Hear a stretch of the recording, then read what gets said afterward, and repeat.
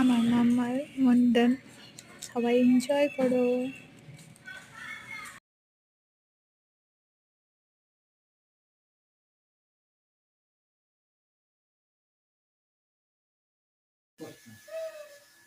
না কাটাইলে তো আরো চিল্লাইবা পরে।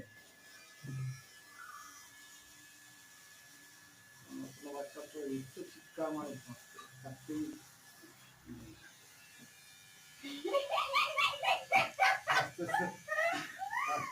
কি হচ্ছে মামা, কি হচ্ছে? হ্যালো এভরিওয়ান, আমার প্রথম ভিডিওতে সবাইকে স্বাগত।